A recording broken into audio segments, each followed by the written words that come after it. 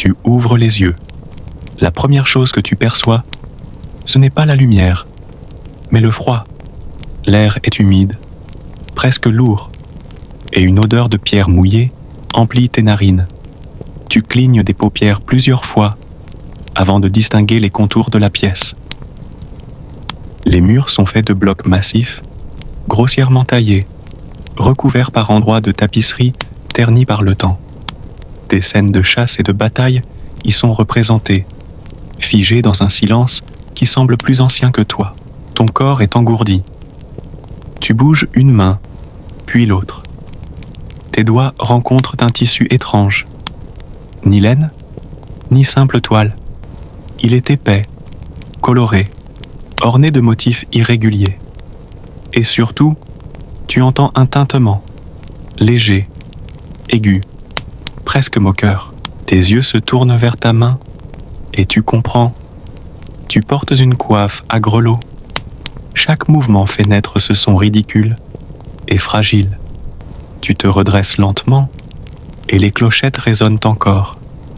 Comme pour annoncer ton réveil au monde entier, tu poses les pieds sur le sol. La pierre est glacée. Tu frissonnes, cherchant instinctivement une couverture que tu n'as pas. Ton regard tombe sur un petit miroir de métal poli, posé sur une table basse. Tu t'approches, hésitant. Le visage qui t'apparaît te surprend. Tes vêtements bariolés couvrent ton corps. Rouge, vert, jaune, cousus en pièces irrégulières. Tes manches sont larges, tes chaussures pointues, et ta tête porte cette coiffe ridicule, divisée en 3 pointes terminées, chacune par une clochette. Tu respires profondément, et la vérité s'impose à toi. Tu es le bouffon. La porte grince. Une silhouette passe la tête à l'intérieur. C'est un serviteur, vêtu simplement d'une tunique brune. Il te regarde sans surprise, comme si ta présence ici était naturelle. Debout, bouffon, le roi t'attend. Sa voix est sèche, rapide. Il disparaît aussitôt, laissant la porte entr'ouverte. Tu restes figé un instant, le cœur battant. Le roi t'attend. Tu ne sais pas exactement ce que tu dois faire, mais tes pieds avancent malgré toi. Le couloir est sombre, éclairé par quelques torches accrochées au mur. Leurs flammes projettent des ombres dansantes qui déforment les tapisseries et allongent les statues. Tes clochettes tintent à chaque pas, brisant le silence. Chaque son résonne comme une moquerie, comme si tes propres vêtements se riaient de toi. Tu avances, hésitant, jusqu'à ce que la lumière plus vive d'une grande salle t'aveugle un instant. Tu entres dans la salle du trône. Elle est vaste, plus haute que toutes les pièces que tu as vues. De grandes fenêtres, étroites et couvertes de vitraux colorés, laissent passer une lumière tamisée. Le sol est recouvert de tapis épais. Des gardes, immobiles, bordent les murs, leurs armures luisant à la lueur des torches. Devant toi, au bout d'une allée, se dresse le trône. Le roi est assis, drapé dans un manteau de velours sombre. Sa couronne étincelant, malgré la faible lumière. À sa droite, une reine au visage grave. À sa gauche, des conseillers chuchotent entre eux. Le roi lève la main, et le silence se fait. Son regard tombe sur toi. « Voilà notre bouffon », dit-il d'une voix grave. « Approche, tes pas résonnent sur la pierre. Chaque clochette t'accompagne, accentuant ton ridicule. Tu t'arrêtes à quelques mètres du trône et t'inclines maladroitement. Le roi sourit, mais ce sourire n'a rien de tendre. C'est un sourire d'attente. « Amuse-nous », dit-il simplement. Ton esprit se brouille. Comment faire rire un roi, des nobles, une cour entière? Tes mains tremblent, mais tes lèvres forment un sourire. Tu tentes une pirouette maladroite. Tes clochettes tintent joyeusement. Quelques rires étouffés résonnent dans la salle. Pas un éclat, Pas une moquerie violente, mais un amusement poli. Le roi lève un sourcil. Encore, dit-il. Tu improvises. Tu fais semblant de trébucher, de te relever en exagérant la douleur, de grimacer. Les rires deviennent plus francs. Tu prends une coupe posée sur une table, tu la portes à tes lèvres, puis tu fais mine de t'étouffer avec le vin. Des éclats de rire éclatent cette fois, sincères, puissants. Le roi tape du poing sur la coudoir, amusé. Tu comprends alors. Ton rôle est de faire rire, peu importe le prix. Tes maladresses deviennent ta force. Ton ridicule devient ton arme. La séance dure longtemps. Tu danses, tu racontes de petites histoires absurdes, tu chantes de ta voix faussement tremblante. Chaque fois que les rires faiblissent, tu redoubles d'efforts. Ton cœur bat fort. Ton souffle se coupe. Mais tu continues. Car tu sens que si tu cesses, si le rire meurt, quelque chose de plus sombre pourrait tomber sur toi. Enfin, le roi lève la main. Le silence revient aussitôt. C'est assez, dit-il. Il t'observe un moment, puis incline la tête. Tu nous serviras bien. Tu t'inclines, épuisé, la sueur coulant sur ton front. Les clochettes tintent encore, mais cette fois, elles te paraissent moins moqueuses. Elles sont la preuve que tu as survécu à ton premier jour. Tu es conduit hors de la salle. Le couloir te semble plus sombre, mais aussi plus sûr. Tu respires profondément. Tu sais désormais quel est ton rôle. Tu n'es plus un simple homme. Tu es le bouffon, le rire vivant de la cour. Et ton avenir dépendra de ta capacité à faire rire, encore et encore, dans un monde où un seul faux pas peut te coûter plus qu'un sourire. Tu apprends vite qu'un château ne se réveille pas d'un seul geste. Il s'ouvre comme un théâtre.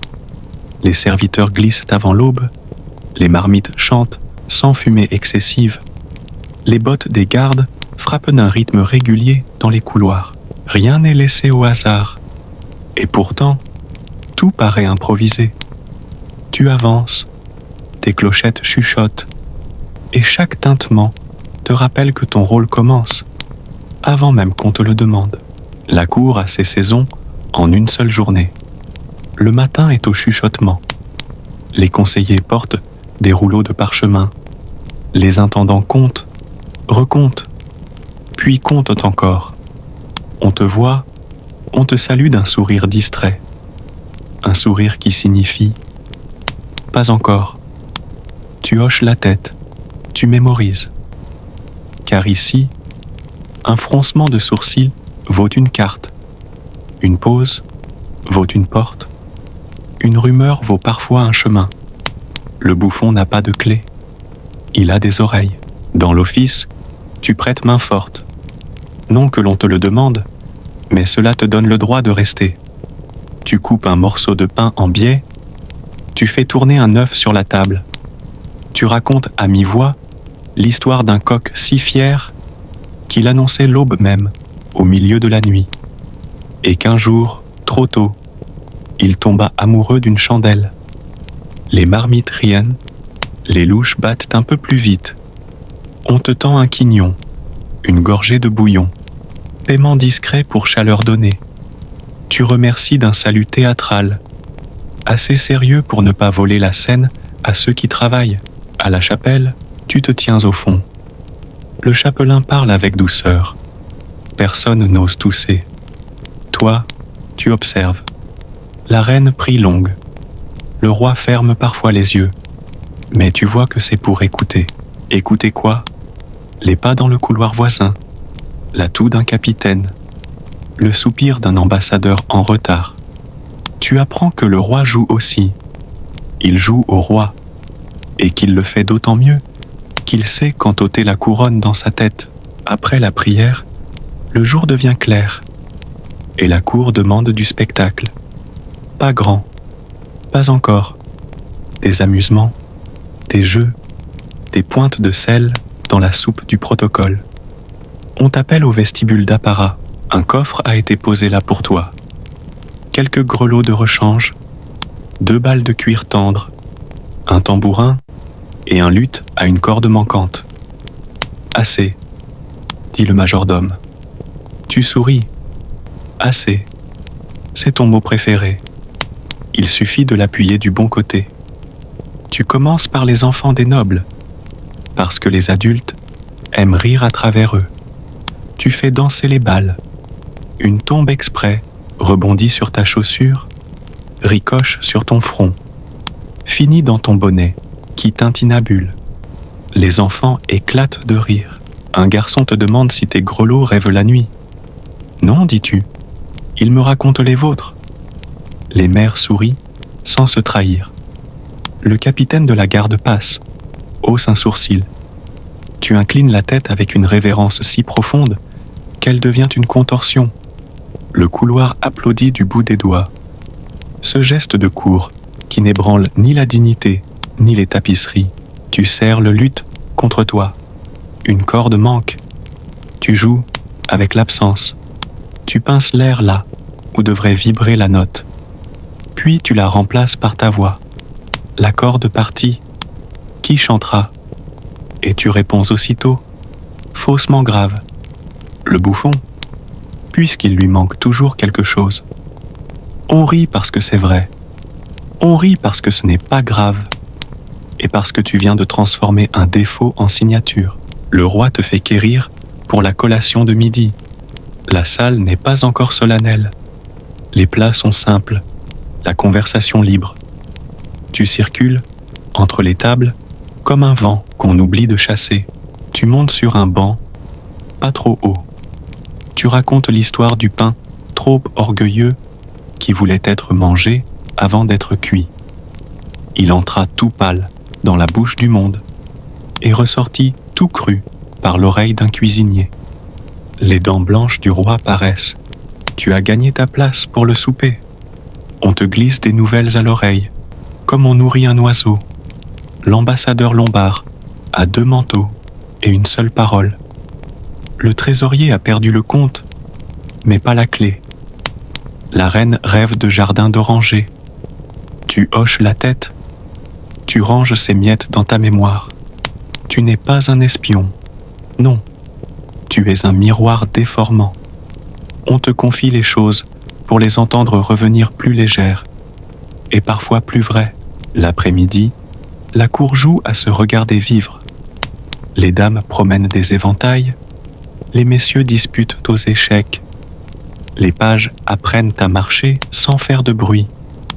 Tu t'invites au jeu sans en avoir l'air. À l'échiquier, tu tires un tabouret. Tu t'assois comme si tu tombais. Et, regardant le roi blanc, tu demandes doucement « Sire, ce roi-là, il sait perdre ?» Le marquis rit en coin. Le conseiller pâlit un peu. Le joueur répond « Il sait recommencer. » Tu t'inclines. Alors c'est un roi. Le roi, le vrai, entend de loin et laisse passer sur son visage une ombre satisfaite. On t'essaie. On te pique. On te mesure. Une dame te demande si ta coiffe n'est pas trop lourde. Elle pèse moins qu'une couronne, dis-tu.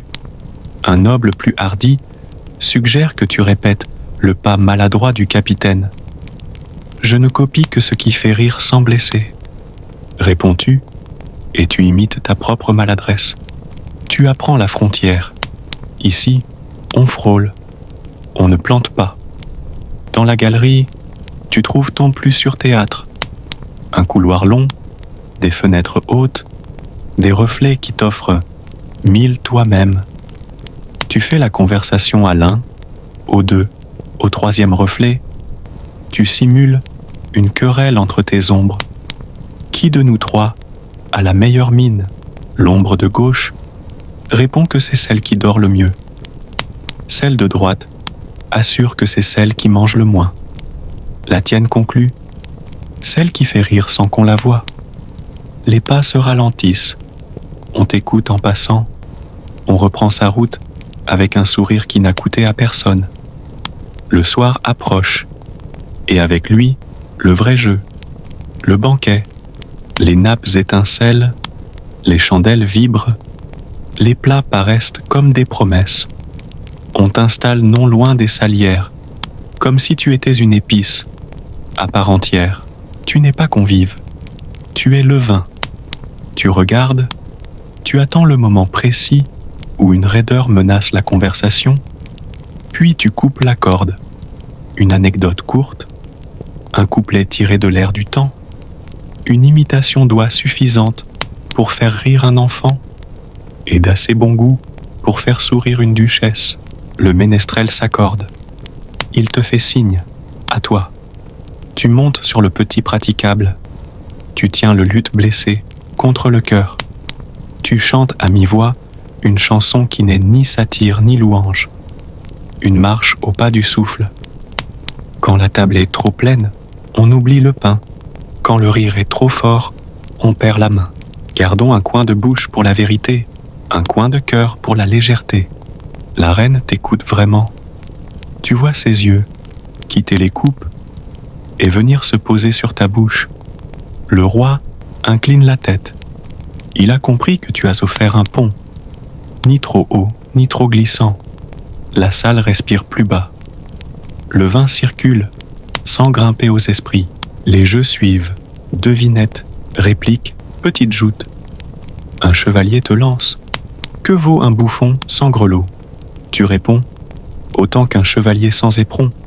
S'il sait conduire, nul n'en manque. Les rires claquent. Léger, net. Tu t'en sers pour rebondir. Une jonglerie de 2 pommes et d'une vérité. 3 choses roulent dans un château. Les billets des pages, les pièces du trésor et les rumeurs. Ne laissez pas les 2 dernières se rencontrer. Le trésorier rit trop fort. Le roi sourit assez. On te demande des histoires qui piquent un peu. Tu piques le vide. Tu racontes le conte du tailleur qui mesurait les géants avec un ruban invisible et qui, chaque fois, trouvait la mesure exacte. Car les géants n'existent que tant qu'on ne les touche pas. Chacun prend pour soi ce qu'il veut. Tu n'accuses personne. Tu offres des miroirs voilés. Tu apprends aussi l'art de t'effacer. À peine la salle rit-elle trop haut que tu cèdes la place aux musiciens. Si l'on parle guerre, tu vas servir le vin. Si l'on parle dot, tu te caches derrière un rideau et fais rire 2 pages d'un seul regard affolé. Être partout, c'est savoir ne pas être au mauvais endroit. La nuit s'allonge, les chandelles raccourcissent, ta voix tient, tes grelots tiennent, tes mains tiennent aussi. Le roi lève la coupe vers toi. Il a gagné son pain, dit-il. Tu t'inclines, mais tu ne bois pas tout de suite. Tu vas d'abord saluer la fatigue des serviteurs, qui chancellent en silence.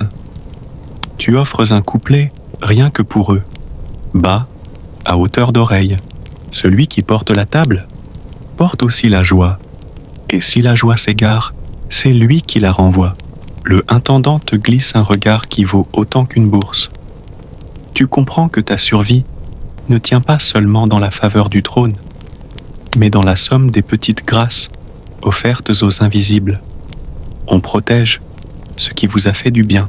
Plus tard, dans ta petite chambre aux murs épais, tu ôtes la coiffe. Le silence te semble vaste après tant de tintements. Tu poses les grelots sur la table comme on pose des outils. Tu masses tes tempes. Tu te regardes dans le métal poli. Le visage est rouge encore. Les yeux brillants d'une lueur que tu reconnais. Non pas l'ivresse du succès, mais la vigilance. Tu fais l'inventaire du jour. Un mot à retirer. Un geste à adoucir. Une vérité à replier d'un tour de phrase. Tu souris. Demain, le même théâtre. Nouvelle pièce. Avant de souffler la lampe, tu te répètes la règle que tu as découverte sans qu'on te la dise. Ici, on rit pour respirer. Et toi, bouffon, tu mesures le souffle. Ni trop court, ni trop large. Juste ce qu'il faut pour que le roi se sente roi. La reine entendue, les nobles moins lourds, les serviteurs considérés. Tu fermes les yeux, et le bruit le plus doux te parvient. Pas le grelot, pas la harpe, pas la coupe, le château qui s'endort d'un sommeil humain. Tu t'endors aussi, léger comme un mensonge utile, profond comme une vérité murmurée. Demain, tu recommenceras. Mais ce soir, c'est assez. La cour a joué. Tu as joué avec elle, et personne n'a perdu la face. Dans ton rêve, les reflets de la galerie se rassemblent et te saluent en silence.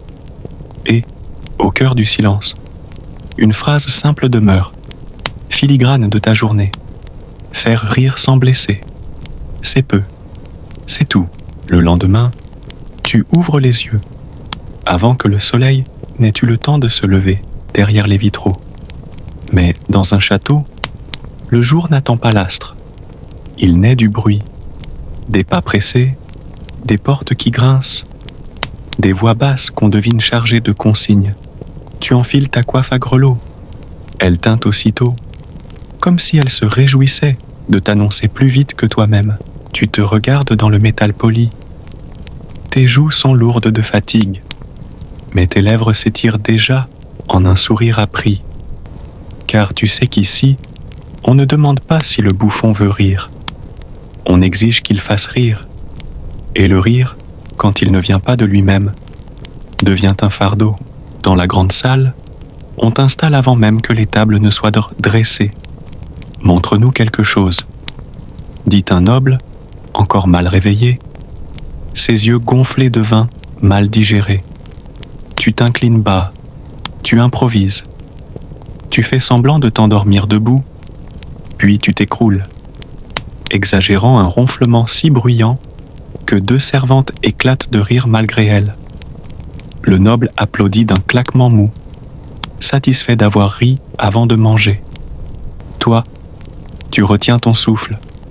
Le jeu commence à peine. Tu comprends vite que le rire de la cour n'a pas toujours la même couleur. Il y a celui, franc, des enfants, qui s'amusent de tes pirouettes. Il y a celui, forcé, des dames, qui rit pour accompagner un mot du roi. Et il y a ce rire cruel, qui ne rit pas de toi, mais rit contre toi. Celui-là tombe comme une pierre, lourd, glacé. Et pourtant, tu dois l'accepter, l'encaisser, l'habiller d'un salut, comme si tu l'avais provoqué toi-même. Ton dos plie parfois, non pas sous les coups, mais sous ces éclats-là. Tu respires, tu reprends ton rôle, car tu sais que chaque humiliation peut être transformée en jeu, à condition d'avoir assez de force pour ne pas la laisser te briser. Tu découvres bien vite que les nobles ne se contentent pas de rire de tes pitreries. Ils se servent de toi comme d'un miroir, un miroir qu'ils croient pouvoir tordre sans qu'il se brise. Tu hésites une seconde, puis tu exagères tes pas, titubant, renversant une coupe imaginaire, trébuchant sur tes propres pieds. Les rires fusent, gras, sans chaleur. Toi, tu souris, mais ton ventre se serre. Tu comprends que, ce soir-là, ce n'est pas toi qu'on rit, mais ceux qui n'ont pas la chance d'être assis à la table. Un autre te demande « Et le roi, bouffon, comment marche-t-il quand il a trop bu ?» Les têtes se lèvent. La salle retient son souffle. Le roi, impassible, plonge son regard dans le tien. Ton cœur bat à tout rompre. Tu lèves tes bras, tu fais semblant de vaciller, mais tu t'arrêtes avant la chute. Un soir, au détour d'un banquet, un seigneur t'interpelle. « Bouffon, montre-nous comment marche un paysan ivre. » La salle se tait, les regards se tournent vers toi. Tu sais qu'on ne te demande pas d'imiter le paysan, mais de l'humilier à travers ton corps. Ainsi marche un roi, dis-tu. Il titube, mais ne tombe jamais. Le silence se brise en un éclat de rire général. Le roi sourit à peine, mais tu respires. Tu as frôlé le danger et l'as transformé en hommage. Parfois, ce ne sont pas des ordres, mais des piques déguisés. Bouffon, Tes chaussures sont plus pointues que tes mots. Lance un chevalier. Tu t'inclines profondément et réponds. Alors laissez-moi marcher devant vous. Mes paroles suivront vos pas. La salle rit. Cette fois avec toi. Tu as appris. Il faut rendre les coups, mais toujours en dorant la pointe. Chaque jour devient un exercice d'équilibre. Trop faible, tu es méprisé. Trop hardi, tu es en danger. Entre les deux, tu marches sur un fil et tes grelots tintent comme un rappel constant. Tu n'existes qu'en écho des rires qu'on t'arrache. Le soir, quand la salle se vide et que les torches s'éteignent une à une, tu restes seul avec tes grelots. Ils continuent de tinter faiblement, comme si le rire des autres s'était accroché à eux. Tu retires ta coiffe, tu la poses sur la table, mais le son persiste encore dans tes oreilles. Ton corps garde les marques d'une journée de cabriole. Tes genoux sont meurtris d'avoir frappé le sol. Tes côtes endolories d'avoir exagéré des chutes. Mais ce ne sont pas les bleus visibles qui te pèsent le plus. Ce sont les blessures invisibles, celles que personne ne remarque. Un mot méprisant, lancé comme une flèche. Un rire trop fort, qui ne rit pas avec toi, mais contre toi. Un geste impatient du roi, signifiant que tu dois parler ou te taire à son gré. Ces coups-là ne se voient pas, mais ils résonnent longtemps. Parfois, tu voudrais répondre autrement, dire que ton cœur est aussi fragile que le leur, que ton rire n'est pas une armure, mais une cicatrice. Mais tu ne peux pas. Tu prends ta douleur, tu la roules comme une boule dans ta main, et tu la transformes en farce. C'est ton art, ta survie. Et quand tu t'allonges enfin, seul dans ta petite chambre de pierre, tu fermes les yeux. Tu te demandes si tu as encore ton propre rire, ou si tu n'es plus qu'un écho de celui des autres. Tes lèvres bougent toutes seules, comme si ton corps répétait les grimaces du jour. Et dans le silence, tu entends encore ce rire cruel, celui qui ne s'éteint pas. Tu respires profondément. Tu poses la main sur ta poitrine. Le battement est là, solide, régulier. Et tu murmures pour toi-même. Tant qu'il bat, je peux encore jouer. Alors tu t'endors, avec tes blessures invisibles rangées sous ton oreiller, prêtes à te hanter demain, mais supportables pour une nuit de plus. Le lendemain, tu te réveilles plus lourd que la veille. Tes yeux piquent, tes muscles protestent, mais la cour n'attend pas tes forces. Tu enfiles ta coiffe, et dès que les grelots tintent, ton corps se souvient de son rôle. Peu importe la fatigue, tu dois renaître à chaque matin, comme si la veille n'avait rien laissé derrière elle. Tu découvres peu à peu un secret. L'art du bouffon n'est pas de faire rire, mais de se relever. Se relever après une chute volontaire, après une pique humiliante, après une vérité trop nue. Tu te relèves, tu salues, et le public croit que c'est encore du jeu. Mais toi, tu sais que chaque salut est une victoire contre l'abattement. Un jour, la reine te demande « Bouffon, ne te fatigues-tu jamais de rire ?» Tu souris, tu inclines la tête. « Majesté, le rire fatigue moins que les larmes. » Elle reste silencieuse, et tu crois voir briller un éclat de compassion dans ses yeux. Peut-être a-t-elle compris que ton métier est plus lourd qu'il n'y paraît. Alors tu inventes un rituel pour toi-même. Chaque soir, avant de dormir, tu retires ta coiffe, tu fais teinter une dernière fois chaque grelot, puis tu souffles dessus comme sur une bougie. Dans ce souffle, tu déposes les humiliations de la journée. Tu fermes les yeux et tu te dis « Aujourd'hui, j'ai tenu. Demain, je tiendrai encore. » Et à force de répéter ce geste, tu découvres une étrange vérité. Les humiliations ne disparaissent pas, mais elles deviennent matière matière à chansons, à grimaces, à contes absurdes. Tu apprends à les tordre, à les colorer, à les transformer en armes invisibles.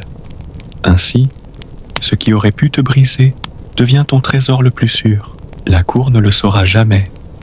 Mais toi tu sais, chaque rire que tu offres est né d'une blessure que tu as domptée. Et dans ce savoir silencieux, il y a une force que rien ne peut enlever. Le château se transforme quand vient l'heure du banquet. Les torches s'allument par dizaines. Les nappes blanches recouvrent les longues tables et l'air se charge d'odeurs puissantes. Viande rôtie, vin épicé, pain encore chaud. Les serviteurs circulent, les plats s'empilent, les coupes tintent. La salle s'emplit d'un tumulte joyeux. Mais derrière cette abondance, tu sens déjà poindre l'épreuve. Car pour toi, bouffon, le banquet n'est pas festin, mais théâtre. Dès que tu entres, tes grelots attirent les regards. On t'installe près du roi, non pour manger, mais pour observer, commenter, distraire. Ton assiette reste souvent vide, mais ta bouche doit toujours être pleine, pleine de mots, de chansons, de grimaces. Tu sais que les banquets sont les heures les plus longues. Les nobles boivent, et plus ils boivent, plus ils exigent de toi. Le premier verre appelle la plaisanterie légère. Le second demande la chanson. Le troisième exige la moquerie. Le quatrième ne pardonne plus rien. Et toi, tu dois suivre ce rythme, comme une corde tendue, prête à se rompre. Tu commences doucement, en jonglant avec 3 pommes prises à la corbeille. Les convives rient, applaudissent. Puis tu inventes une histoire sur un chevalier si gros qu'il brisait ses selles à chaque tournoi. Les rires deviennent gras, les tapes sur la table plus fortes. Tu sens la chaleur monter, la salle s'embraser non seulement du vin, mais du rire qui s'échappe comme une fumée épaisse. Mais derrière ton sourire, la fatigue se glisse déjà. Tu sais que ce banquet ne s'achèvera qu'au cœur de la nuit, et que chaque rire arraché sera payé d'une chute de plus, d'un saut de plus, d'une humiliation de plus. Le roi te regarde, satisfait, et tu comprends. Tu es le sel invisible de ce festin. Sans toi, les mets seraient fades, et ta tâche est de donner du goût, même au prix de ton repos. À mesure que le banquet s'étire, la salle change de visage. Au début, les conversations sont claires, les rires polis. Mais le vin coule, et chaque coupe renversée sur la table efface un peu plus de retenue. Les voix montent, les gestes se font larges, les regards se troublent. La cour se transforme en un océan de désordre. Et toi, bouffon, tu dois y nager sans te noyer. Un seigneur lève sa coupe et crie « Bouffon, chante-nous une chanson qui fasse oublier nos dettes. » Tu prends ton luth, tu grattes quelques cordes fausses et tu improvises. Une dette n'est jamais lourde quand le vin porte nos pas. Mais au matin, la bourse pleure et le collecteur rit déjà. La salle éclate de rire. Certains cognent leur coupe, d'autres répètent tes paroles en titubant. Mais tu sais que ce rire-là est fragile. Il peut se retourner contre toi en un instant, si quelqu'un croit que ta chanson vise trop juste. Plus loin, 2 chevaliers se disputent. L'un exige que tu prennes son parti, l'autre t'ordonne de l'imiter. Tu jongles avec tes mots, transformant leur querelle en fable absurde. 2 coqs se battant pour un grain de sable. Les convives rient, la tension se relâche, mais ton cœur bat fort. Tu sais que tu viens d'esquiver une lame invisible. Les excès ne sont pas seulement dans les gestes ou les cris, ils sont aussi dans les demandes qui te sont faites. On veut que tu danses sur la table, que tu boives jusqu'à tomber, que tu fasses l'imbécile plus que tu ne le peux. Et tu le fais, parce que tu n'as pas le choix. Tes genoux ploient, tes mains tremblent, mais ton sourire reste figé. Le roi, parfois, t'arrête d'un geste. Assez, dit-il. Ce mot tombe comme une bénédiction. Tu recules, tu souffles un instant, mais tu sais que le répit est court. Bientôt, un autre convive te rappellera, et la roue recommencera à tourner, ivre, bruyante, implacable. La nuit avance, les chandelles se consument, mais ton rôle ne s'éteint jamais. Plus la cour s'alourdit de vin et de viande, plus on exige de toi. Tes jambes deviennent de plomb, tes bras tremblent, ta voix se casse. Pourtant, ton sourire demeure, fixé comme une seconde peau. Tu découvres alors ce que signifie porter un masque sans le quitter.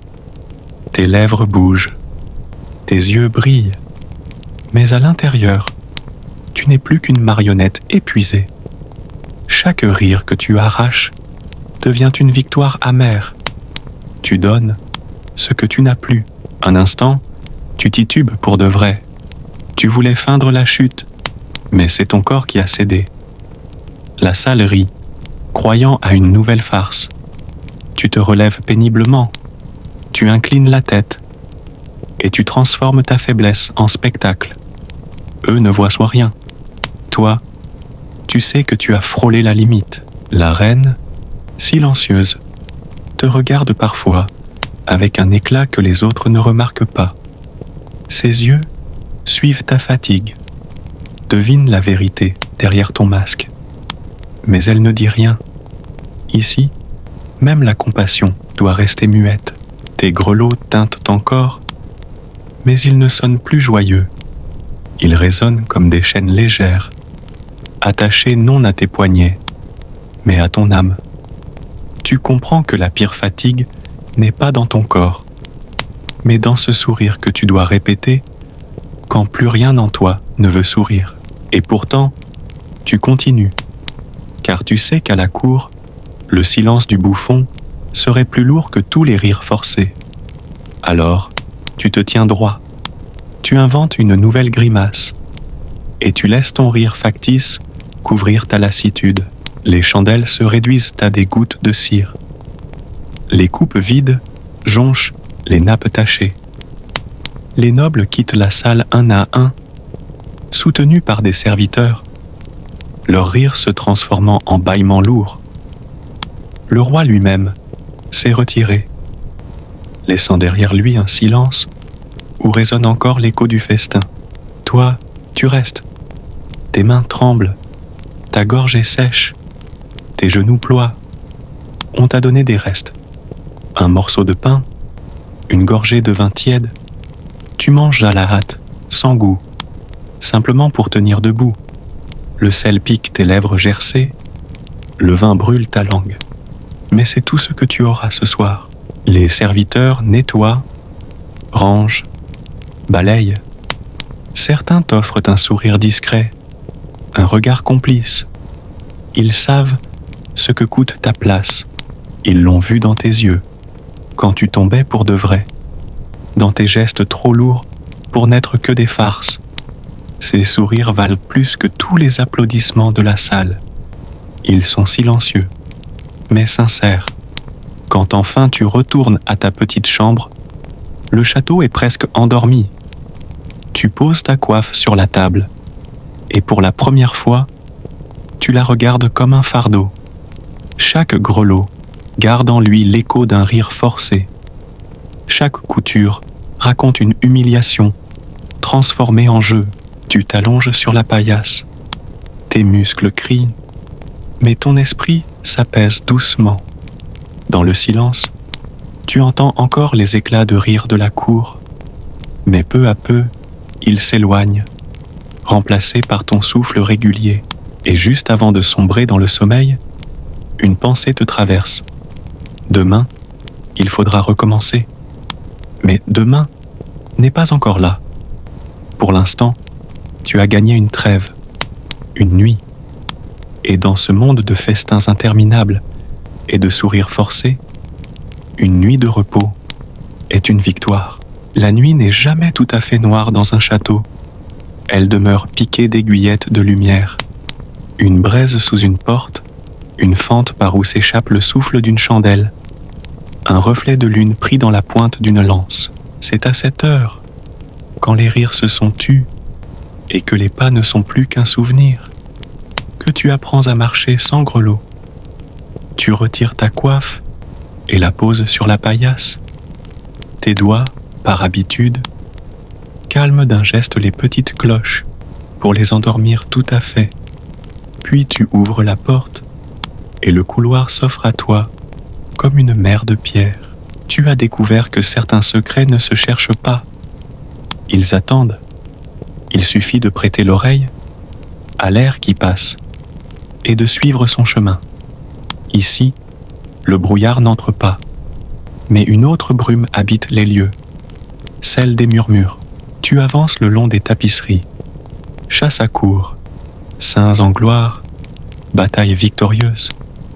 Et derrière chacune, on croirait entendre une autre histoire, plus basse, plus vraie, qui se dit sans image. Ton ombre, fine, glisse devant toi. Tu la laisses mener. La pierre garde la mémoire des pas. Tu apprends à distinguer le son du cuir souple des dames, celui des bottes lourdes des gardes, celui, presque sans poids, des serviteurs qui passent comme des oiseaux nocturnes. En bas, près des cuisines, frémit encore une tiédeur. Les fours éteints respirent longuement. Plus haut, vers la galerie, c'est une fraîcheur qui règne, une odeur de cire et de poussière de parchemin. Tu suis cette trace de papier, comme un renard suit la sente. La porte de la salle du conseil est close, mais la serrure laisse s'échapper un fil de voix. Tu n'approches pas. Tu sais déjà qu'on y pèse des mots qui n'ont pas besoin de témoins. Tu t'assieds à distance, sur une marche, et tu écoutes la musique plutôt que le sens. Une voix carrée, une autre qui racle, une troisième qui s'efface. Tu ne retiens qu'un rythme, question, silence, assentiment. Et cela suffit à te dire que, demain, la cour respirera un peu autrement. Les décisions ont des parfums. Ce soir, c'est celui du fer rangé, non aiguisé. Tu reprends ta route. Au détour d'une niche, la statue d'un saint veille, le visage lissé par des doigts anonymes. Tu poses brièvement la paume sur la pierre froide, comme pour emprunter un peu de patience à ce gardien muet. Plus loin, sous une tapisserie fatiguée, tu trouves l'interstice que t'a appris un page.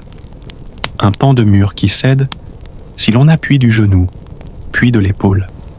Ce n'est pas un passage secret, seulement un raccourci des gens de maison. Le couloir étroit te prend aux épaules. L'odeur y est ancienne, mélange de lin, de poussière et d'herbes sèches oubliées. Au bout, une lucarne offre un œil sur la cour intérieure. La lune baigne la pierre d'un lait pâle. Tu vois deux silhouettes, dos à dos, partager en silence un quignon de pain. Pas de trahison, pas d'intrigue, seulement la loi la plus sûre du château, celle des petites fidélités. Tu souris. Les secrets ne sont pas tous faits de complots. Certains sont simplement trop humbles pour aimer la lumière. Tu descends 2 volets d'escalier vers l'armurerie. L'odeur du cuir y est forte, avec cette pointe de métal propre que la nuit aiguise. Tu n'entres pas. Tu sais qu'un garde dort souvent, à même une bancelle, la main posée sur la garde d'une épée, comme on tient la main d'un enfant. Tu te contentes d'écouter la respiration. Elle est régulière, rassurante. Le château, à travers ses hommes, dort d'un sommeil posé, prêt à se lever sans colère. En remontant, tu longes la galerie des portraits. Les visages peints ne t'effrayent plus. Tu les connais comme des voisins. Cet ancêtre au front haut n'est redoutable qu'à l'heure des banquets, quand on cite son nom pour excuser l'orgueil d'un jour. Cet aïeul au collier lourd te fait parfois un clin d'œil dans l'ombre. Non que la peinture bouge, mais parce que ta fatigue invente des politesses anciennes. Tu t'inclines légèrement, par jeu, et cela t'aide à garder le pas souple. Un murmure différent t'arrête. Il vient de la petite bibliothèque où jamais la porte n'est vraiment fermée. Tu restes au seuil. Une chandelle basse lutte contre sa flamme. 2 silhouettes penchées sur un codex parlent à peine. Tu ne comprends pas les mots, trop savants ou trop discrets. Mais tu entends ce timbre-là, celui de ce qui se cherche sans vouloir dominer. Tu recules d'un pas, par respect. Il y a des secrets qui ne pèsent pas sur les têtes. Ils pèsent sur les cœurs et les allègent. Plus tard, tu t'assois dans l'escalier en vis, là où l'on s'arrête pour reprendre haleine quand on porte un plateau. Tu fermes les yeux. Tout le château vient à toi. La goutte qui tombe d'un chéneau, un ronflement lointain, le frottement d'un balai, la plainte douce d'une fenêtre qui voudrait se taire. Tu n'essaies pas d'assembler ces sons en histoire. Tu les laisses vivre. Le secret, ce soir, n'est pas un mot trouvé, mais un accord entendu. Quand tu rouvres les yeux, tu sais 2 choses. D'abord, qu'il te faudra demain transformer cette paix en rire, car on te paye pour cela. Ensuite, qu'il existe, sous les intrigues visibles et les caprices réputés, une charpente de gestes simples qui tient tout debout. Le page qui sait où poser le pied pour ne pas faire grincer la marche. La servante qui réchauffe une écuelle au retour d'un garde. La reine qui, certains soirs, souffle elle-même une chandelle de peur qu'elle ne coule trop près d'un tissu. Ces secrets-là ne se disent pas, ils se gardent en marchant. Tu te relèves. Le couloir t'accompagne sans bruit jusqu'à ta porte. Avant d'entrer, tu poses l'oreille contre le bois. Au-dedans, rien que ton lit maigre et le silence qui t'attend.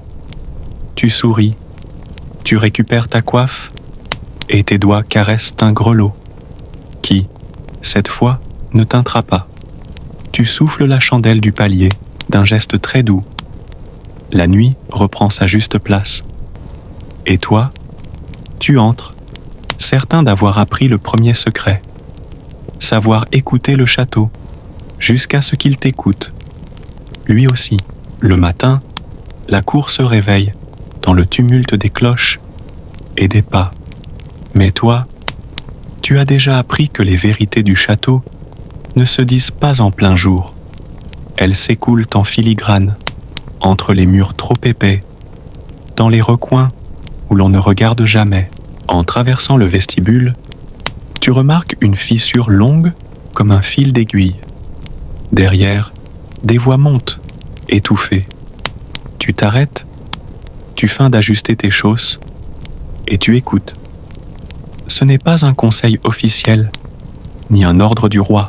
Ce sont 2 barons qui échangent des promesses. L'un parle de terre, l'autre de faveur. Leurs mots se croisent comme des épées, mais tu sais qu'aucune ne blessera ce jour-là.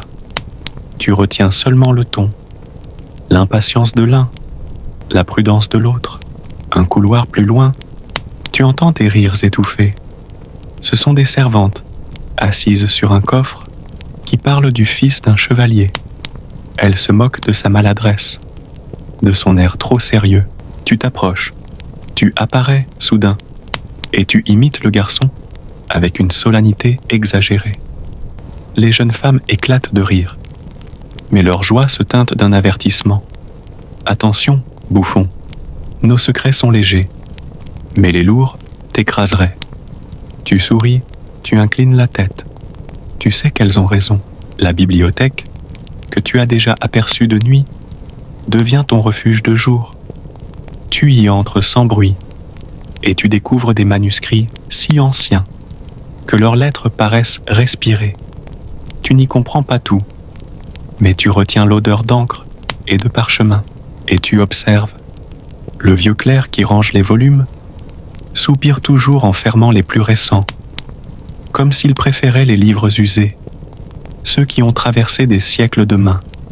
Tu comprends alors que même le savoir a ses hiérarchies. Ce qui brille n'est pas toujours ce qui pèse. Dans la salle des gardes, tu te tiens à distance. Ici, les secrets ne se disent pas, ils se frappent. Les dés roulent, les jurons fusent, les promesses se font autour d'une pinte renversée. Tu n'approches pas. Tu sais que les hommes d'armes rient d'un rire plus dur, qui brise plutôt qu'il ne répare. Pourtant, tu gardes leurs paroles dans un coin de ta mémoire.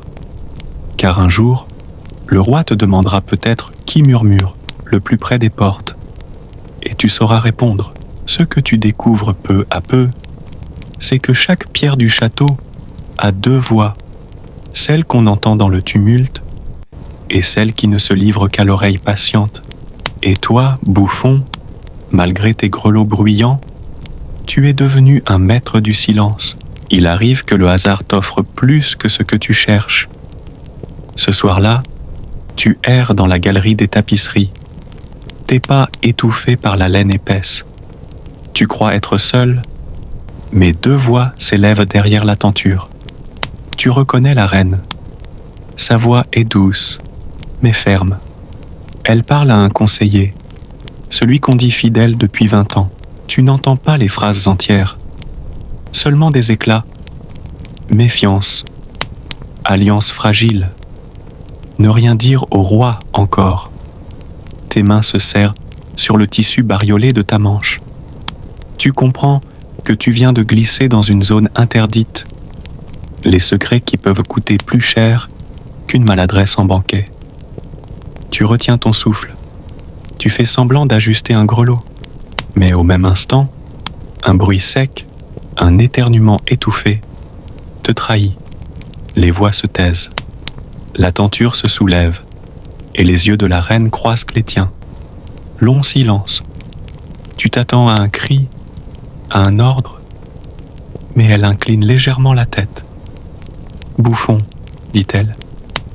Les oreilles indiscrètes doivent apprendre à rire plutôt qu'à répéter. Tu t'inclines profondément. C'est un avertissement et une grâce dans le même mot. Plus tard, dans ta chambre, tu rejoues cette scène. Tu sais désormais que le château n'est pas seulement un lieu de fêtes et de jeux. C'est une toile de fils tendue, où chaque parole compte. Et toi, petit fil bariolé, tu as entendu ce que tu n'aurais pas dû. Les confidences volées ne sont pas rares. Une fois, c'est le chambellan qui murmure à un capitaine des noms d'ennemis intérieurs. Une autre fois, c'est une dame d'honneur qui pleure en silence dans la chapelle. Ses mots brisés révélant une promesse rompue. Chacun croit ses secrets à l'abri, mais les murs du château sont poreux. Et toi, bouffon, tu deviens le témoin involontaire de leur fragilité. Et pourtant, tu ne dis rien, car tu as compris une vérité essentielle. Un secret gardé vaut 1000 farces réussies. Les jours passent, et tu apprends à reconnaître une catégorie de secrets différente, plus lourde, plus sombre. Ce ne sont plus des confidences de servantes, ni des soupirs de dames, mais des fils invisibles qui tiennent la cour entière. Un soir, en longeant le couloir des statues, tu entends des voix basses. Tu t'arrêtes. Tu observes par la fente d'une porte entr'ouverte. 3 hommes, silhouettes drapées de manteaux, parlent à voix contenue. Leurs mots sont tranchants. Succession, héritage, guerre possible. L'un d'eux frappe du poing sur la table. Tu comprends que tu assistes à un jeu plus dangereux que n'importe quelle farce. La lutte pour le pouvoir, ton cœur bat. Tu recules lentement, mais la porte grince. Un garde surgit, ses yeux tombent sur toi. Tu éclates de rire aussitôt. Tu te plies en deux, comme si ta présence n'était qu'une maladresse comique. Bouffon, gronde-t-il. Il te pousse dehors, brutalement. Tu te relèves en saluant, tes clochettes tintant comme un rideau de théâtre qu'on ferme à temps. Tu sais que tu as frôlé la limite. À partir de ce jour, tu regardes autrement les visages autour de la table royale. Les sourires deviennent masques, les rires des armures. Tu comprends que le roi lui-même n'est pas seulement maître des fêtes, il est aussi prisonnier des intrigues qui l'entourent. Et toi, minuscule bouffon, tu circules entre ces ombres, protégé par ton rôle, mais vulnérable à chaque faux pas.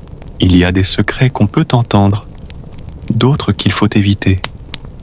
Les ombres du pouvoir appartiennent à cette seconde catégorie, car elles ne pardonnent ni l'indiscrétion, ni l'innocence.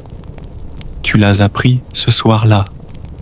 Parfois, survivre signifie détourner l'oreille. Dans ta petite chambre, tu t'assieds au bord de la paillasse. La coiffe repose sur la table. Ses grelots muets, pour une fois. Tu poses les mains sur tes genoux. Tu respires lentement. Tout ce que tu as entendu dans les couloirs, les chuchotements, les confidences, les colères étouffées, tout cela résonne encore en toi, comme des échos qu'on n'efface pas. Tu comprends alors que ton rôle de bouffon est double. Devant la cour, tu es le rire, la légèreté, l'absurde. Mais en toi, tu deviens le coffre de tout ce qu'on ne doit pas dire. Les secrets du château se déposent dans ta mémoire, sans que tu les appelles.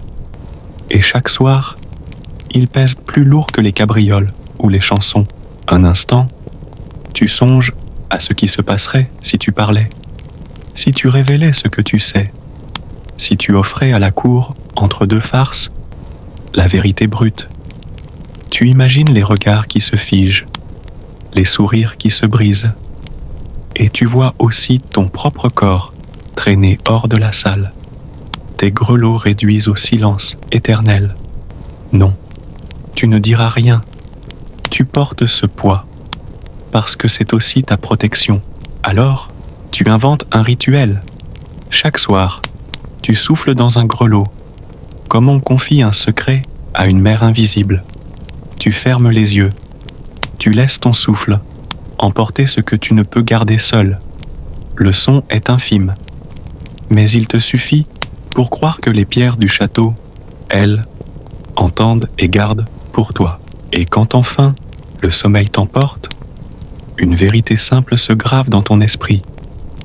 Le silence du bouffon est plus vaste que ses rires. Et c'est peut-être ce silence, plus que tes farces, qui assurent ta survie. Chaque matin, quand tu ajustes ta coiffe et que les grelots s'éveillent, tu sais que tu marches sur une ligne plus fine que le fil d'un jongleur.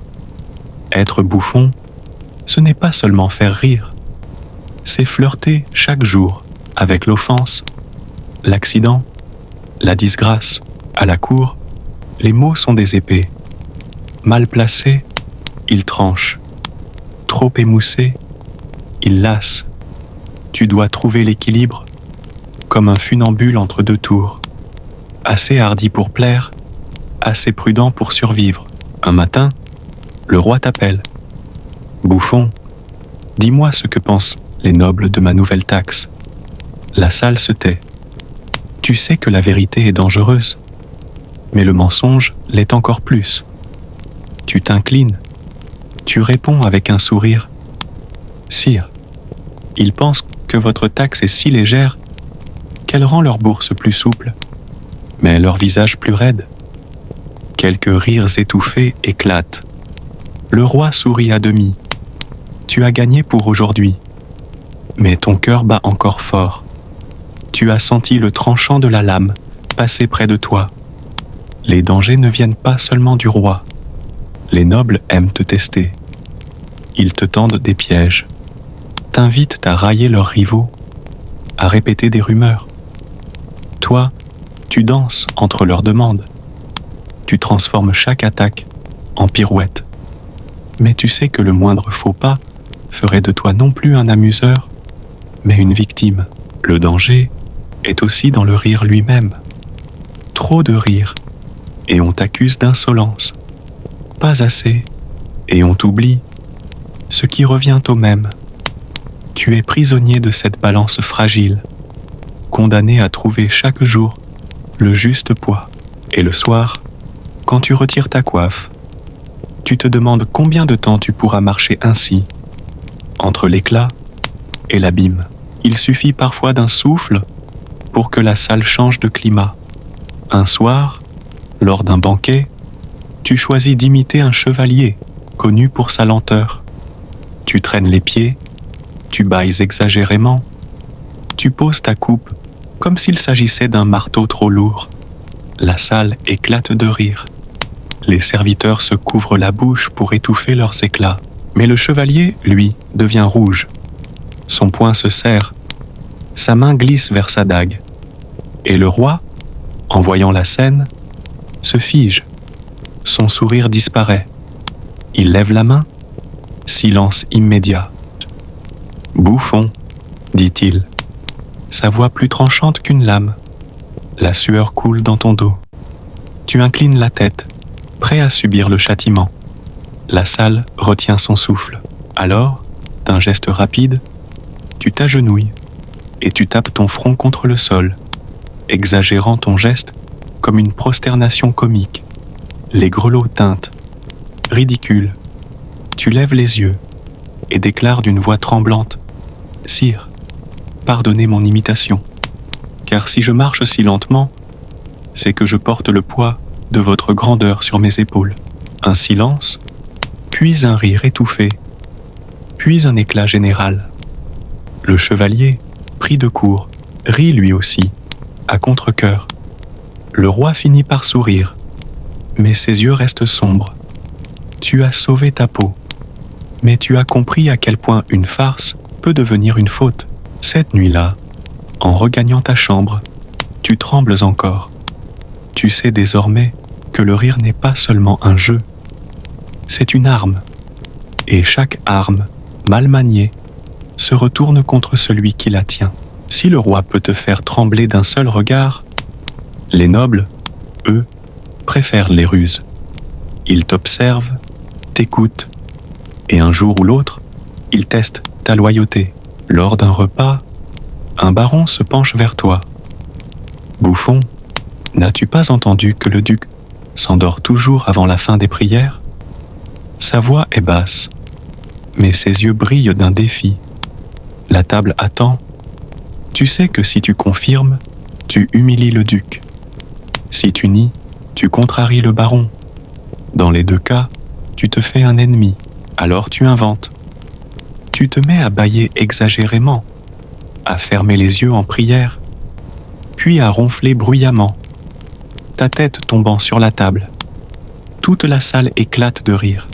« Voyez, dis-tu en te relevant, le bouffon lui-même s'endort, car les prières sont trop longues pour les simples mortels. » Le duc sourit, le baron aussi. Tu as transformé leur piège en jeu partagé, mais tous les filets ne sont pas si faciles à éviter. Une nuit, deux chevaliers ivres t'appellent près du feu. « Dis-nous, bouffon, lequel de nous est le plus brave ? » Tu sais que ta réponse fera un ennemi. Tu réponds en souriant. Celui qui sait rire de lui-même, car il n'a plus rien à craindre. Les rires fusent, mais tu sens dans leurs yeux une étincelle de rancune. Chaque jour, les nobles cherchent à te pousser trop loin. Ils veulent que tu dises ce qu'ils n'oseront pas dire, que tu ridiculises leurs rivaux, que tu trahisses par le rire. Et toi, tu dois marcher sur ce fil, encore et encore, en espérant ne pas glisser. Tu comprends que ta survie ne dépend pas seulement du roi, elle dépend aussi de ta capacité à esquiver les pièges invisibles que la cour sème sous tes pas. Un soir d'hiver, la salle du trône est plus froide que d'habitude. Le roi siège, son manteau épais tombant sur les marches. Un autre bouffon est amené devant lui. Pas toi, mais un homme d'une autre cour, capturé lors d'une visite. Sa coiffe est sale, ses yeux pleins de peur. Le roi demande qu'il fasse une plaisanterie. L'homme, tremblant, improvise une raillerie sur un impôt. La salle se fige. Le roi ne rit pas. Il fronce les sourcils. Deux gardes s'avancent et le bouffon étranger est traîné hors de la salle. On n'entend plus jamais parler de lui. Tu restes immobile, le cœur battant. Ce jour-là, tu comprends ce qui t'attend. si jamais tes mots franchissent la ligne invisible. Le rire peut sauver, mais il peut aussi condamner. La peur s'installe en toi comme une ombre. Chaque mot que tu prononces, tu l'entends 2 fois. Une première pour amuser, une seconde pour mesurer le danger. Chaque geste devient une danse entre 2 abîmes. Un garde te chuchote un soir. Souviens-toi, bouffon, ton rôle est de faire rire, mais jamais de faire réfléchir trop fort. Tu souris, mais ces mots restent gravés dans ta mémoire, comme un couperet suspendu. Le spectre du châtiment ne te quitte plus. Même dans tes rêves, tu entends les pas lourds des gardes. Tu vois la porte s'ouvrir, et tu sens une main t'arracher à ton lit. Alors, tu te réveilles en sursaut, la sueur au front, et tu comprends, être bouffon, c'est vivre chaque jour au bord de la lame, face aux colères du roi, aux pièges des nobles, aux menaces invisibles. Tu aurais pu céder, tu aurais pu te taire, t'effacer, disparaître dans l'ombre d'un couloir. Mais alors, tu n'aurais plus été bouffon, tu aurais été une pierre de plus dans les murs, oubliée. Tu découvres que ton unique arme est ton art, non pas l'art de faire des grimaces ou des pirouettes, mais celui de transformer le danger en jeu. Chaque pic devient parabole, chaque humiliation devient chanson, chaque menace devient un rire détourné. Un soir, le roi te demande « Bouffon, que vaut un homme sans courage ?» Toute la salle attend ta réponse. Tu sens le piège. Trop de franchise, et tu offenseras. Trop de flatterie, et tu seras méprisé. Alors tu réponds « Sire, un homme sans courage vaut encore. » Un rire, s'il sait rire de lui-même, car celui qui rit de sa peur la rend plus légère. Le silence dure un instant, puis le roi éclate de rire. La salle suit, soulagée. Tu viens de transformer la peur en triomphe. Tu comprends alors que la survie du bouffon ne tient pas seulement à sa prudence, mais à sa capacité à créer des images, des histoires, des illusions qui détournent le danger. Tu n'es pas seulement un amuseur, tu es un alchimiste qui change le plomb des menaces en or de rire. Et dans le secret de ta chambre, quand tu retires ta coiffe, tu souris enfin d'un sourire vrai, car tu sais que tant que ton art vivra, toi aussi tu survivras. Chaque jour, de bouffon laisse des traces invisibles. Tes genoux portent la mémoire des chutes, ton dos, celle des révérences, ta gorge, celle des chansons forcées, mais plus lourde encore est la fatigue des rires offerts, arrachés, répétés, jusqu'à l'épuisement. Un soir, alors que la cour se retire, tu restes assis dans un coin de la grande salle.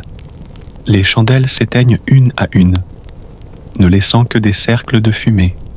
Le silence retombe, mais dans ta tête résonnent encore les échos des rires, comme des vagues qui refusent de se calmer. Tu poses la main sur ta poitrine et tu sens ton cœur battre trop vite, comme s'il courait encore après une farce déjà terminée. La solitude, pourtant, devient une alliée. Tu quittes la salle. Tu marches lentement dans les couloirs vides. Les tapisseries ne te jugent pas. Les pierres ne rient pas de toi.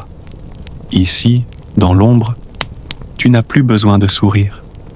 Ton visage se détend et tu découvres combien tes propres traits te sont devenus étrangers.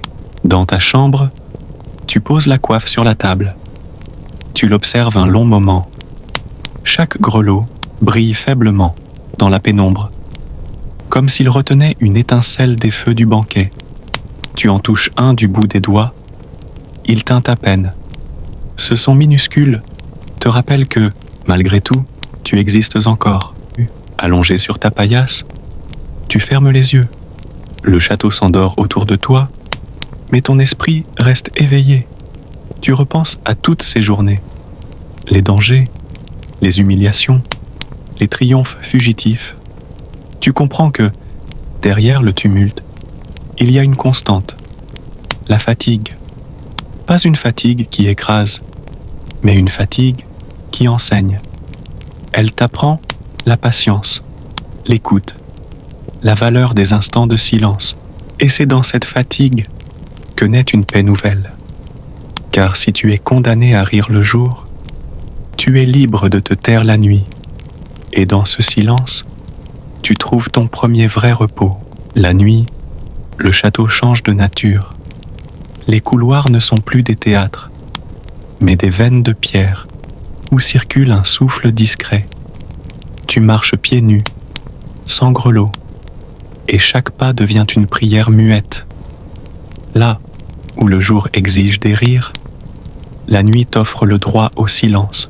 Tu découvres que ce silence est habité, non pas vide, mais plein de mille bruissements doux.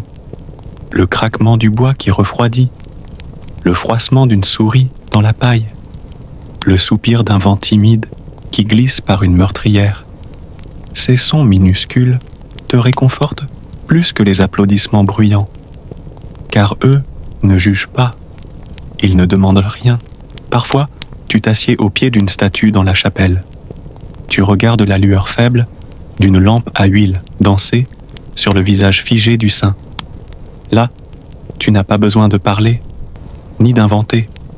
Tu n'es plus bouffon, ni acteur, ni miroir. Tu es seulement un homme fatigué qui respire. Et cela suffit.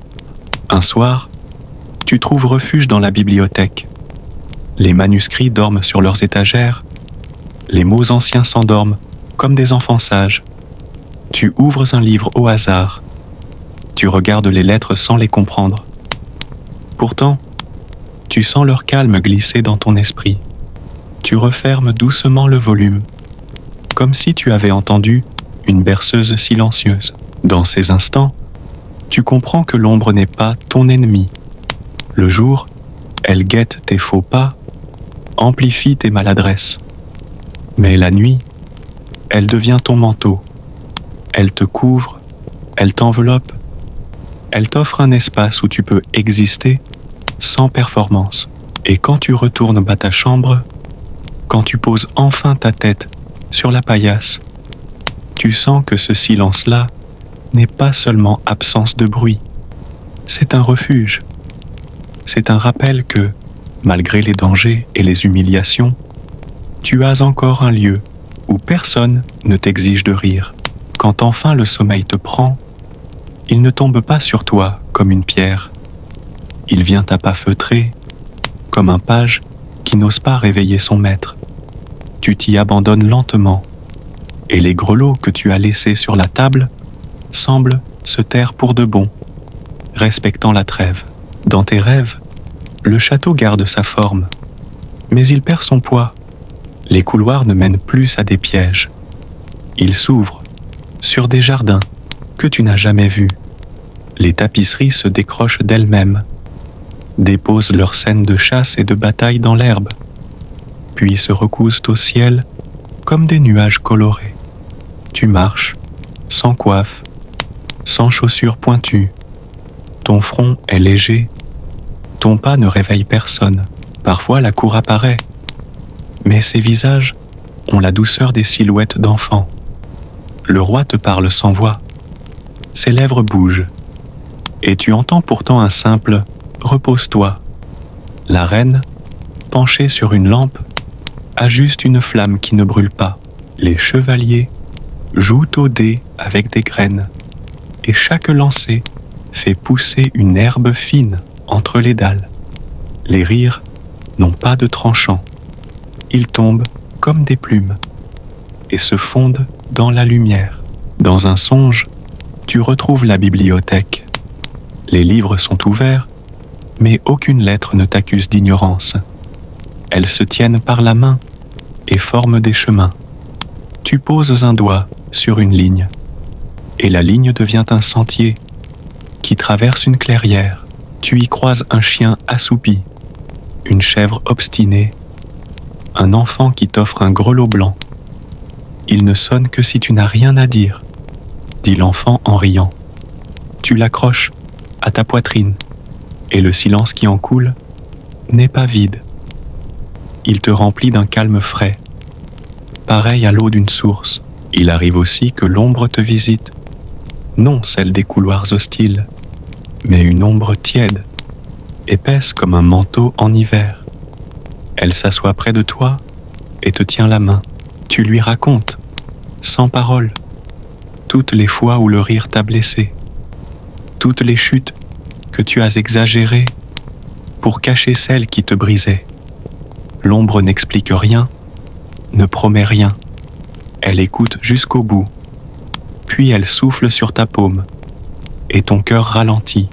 Tu revois parfois les soirs de banquet, la table longue, les chandelles, les coupes, mais la scène se renverse doucement.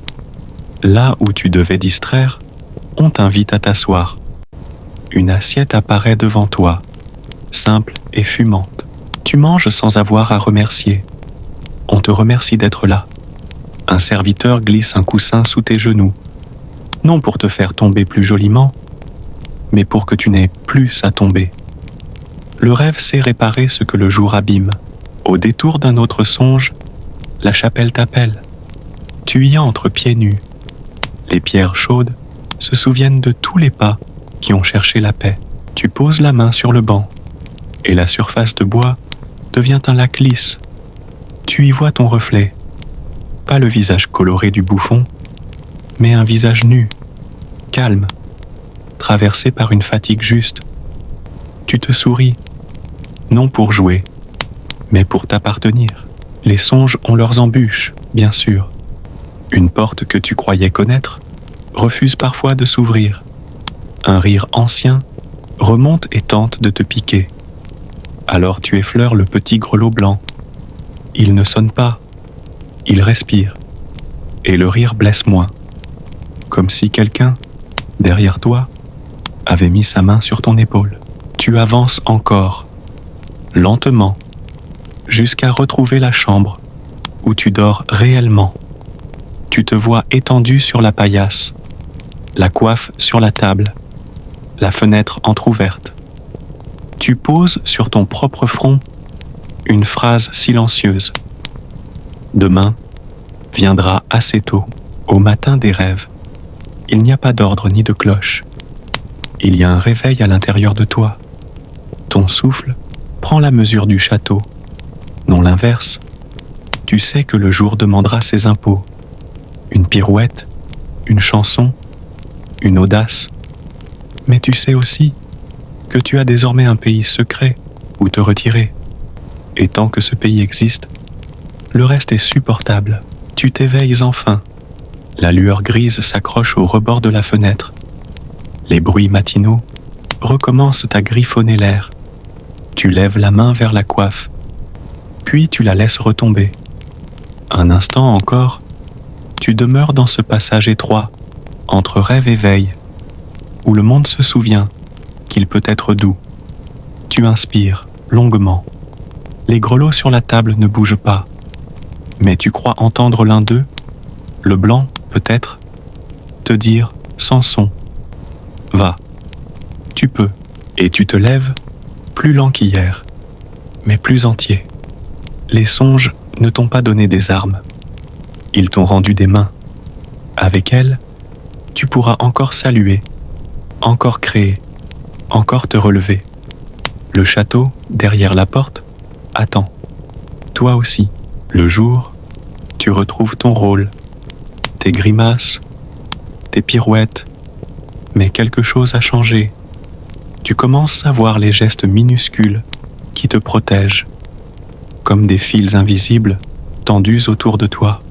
Un matin, alors que tu entres dans la grande salle, un serviteur glisse une miche de pain chaud dans ta main. « Pour plus tard », dit-il simplement, sans te regarder. Tu comprends que ce morceau, si petit qu'il paraît, est une promesse. Tu n'auras pas à inventer une farce le ventre vide. Dans la cour, un garde t'arrête d'un geste. Tu crois d'abord à une réprimande, mais il se penche et réajuste la lanière de ta chaussure. Tu risques de trébucher sans le vouloir, murmure-t-il. Puis il repart, raide comme si de rien n'était. Tu continues ton chemin, mais tes pas sont plus légers. Tu n'es pas seul à veiller sur ta dignité. À la chapelle, tu croises la reine. Elle t'adresse rarement la parole devant la cour. Mais ce jour-là, alors que vous êtes presque seul, elle t'arrête d'un signe de main. « Bouffon », dit-elle doucement, « tu donnes beaucoup de rire. N'oublie pas de garder un sourire pour toi. » Tu t'inclines, incapable de répondre. Ces mots, pourtant simples, restent gravés en toi comme une bénédiction secrète. Même les enfants de la cour participent à ce cercle discret. Un petit page, trop jeune pour comprendre les intrigues, court vers toi et accroche une fleur à ta manche. Comme ça, tes couleurs seront encore plus belles, dit-il en riant. Tu baisses la tête, tu embrasses la fleur d'un geste exagéré, et l'enfant s'esclaffe. Mais derrière la farce, ton cœur s'apaise. Tu as reçu un don qui n'était pas une demande, mais une offrande. Ces attentions ne changent pas ton rôle. Tu es encore le bouffon, encore le porteur de rire, mais elles forment un rempart invisible contre les blessures du jour. Chacune est une pierre dans un refuge secret, un repos que tu bâtis peu à peu à l'intérieur de toi.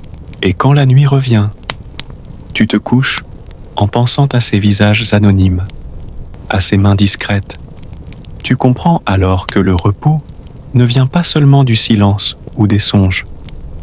Il vient aussi de ces liens ténus, presque invisibles, qui tissent autour de toi un manteau de bienveillance. Le château s'assoupit, les torches baissent, les pas s'espacent, les voix se taisent. Dans ta chambre, tu poses une dernière fois ta coiffe, et les grelots restent immobiles, comme s'ils avaient eux aussi besoin de dormir. Tu t'allonges sur ta paillasse. La pierre froide des murs ne te pèse plus. Elle devient un cocon, une étreinte immobile. Le silence s'installe, non pas comme un vide, mais comme une mer calme, où tes pensées se dissolvent une à une. Tu fermes les yeux, tu repenses aux secrets gardés, aux dangers traversés, aux humiliations supportées. Tout cela s'éloigne, comme un brouillard que la nuit emporte. Ce qui reste, c'est la paix simple d'un souffle. Le tien, régulier, apaisé. Tu entends encore quelques bruits lointains. Une porte qu'on ferme doucement, une chouette qui appelle, un vent léger qui caresse les tuiles. Ces sons deviennent ta berceuse. Ils ne t'appellent pas à jouer, ni à répondre. Ils t'invitent seulement à reposer ton cœur. Tu souris, mais cette fois sans effort. Ce n'est pas le masque du bouffon, ni la grimace d'un spectacle. C'est un sourire nu, offert à toi-même. Dans ce sourire, il y a la promesse d'un autre jour, mais surtout, il y a le droit au repos. Et peu à peu, le sommeil t'enveloppe. Tes membres s'alourdissent, ton esprit s'allège. Tu plonges dans l'ombre douce, qui n'attend que toi. Le château dort, toi aussi. Et dans ce sommeil partagé, tu trouves enfin la liberté que le jour te refuse. La liberté de n'être rien d'autre qu'un homme qui rêve.